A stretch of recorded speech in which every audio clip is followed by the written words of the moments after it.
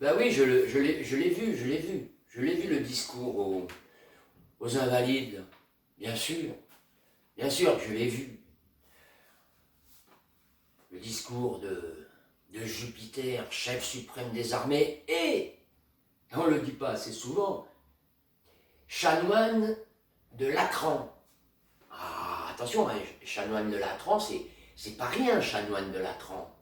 Chanoine de Latran, eh ben, c'est un titre qui te confère le droit de rentrer à cheval dans toutes les églises. Ah bah, voilà quoi. Alors,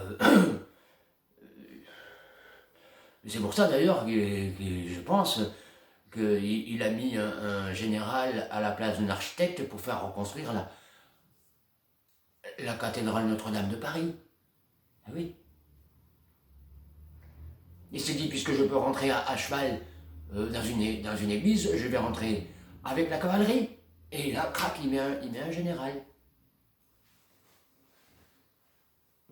Parce qu'il la veut, sa flèche, là-bas en haut, entre les apôtres et le Très-Haut, juste au milieu.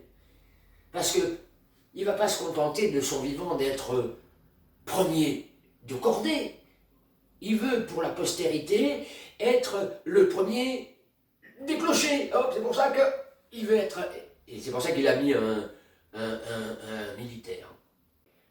Mais en tout cas, j'ai entendu son discours, et franchement, dans son discours, la seule chose qui m'a intéressé, c'est la minute de silence à la mémoire des 13 victimes.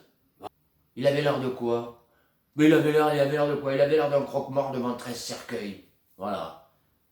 Voilà. Sinon, le reste, franchement, dans le costume d'un chef suprême des armées, franchement, ça lui va pas. Mais il vaut rien en stratégie. Il vaut rien en stratégie.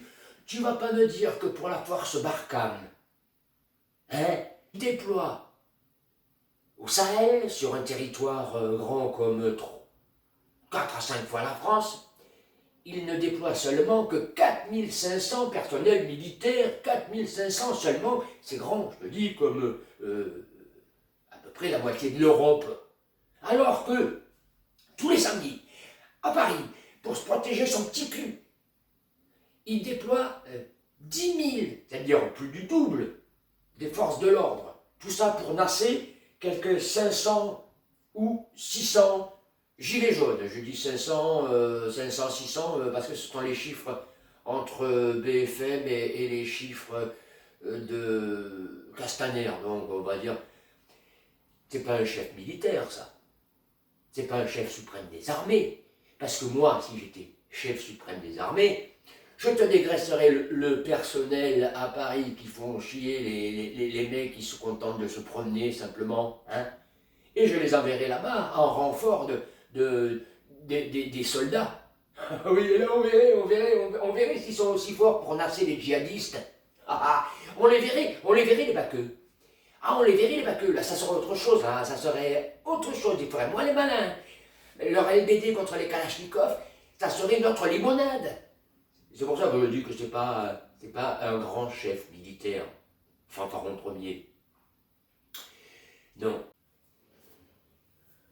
Ouf, je sais, je vais pas me faire que des amis. Bah, mais tant pis, qu'est-ce que tu veux que je te dise? Tant pis.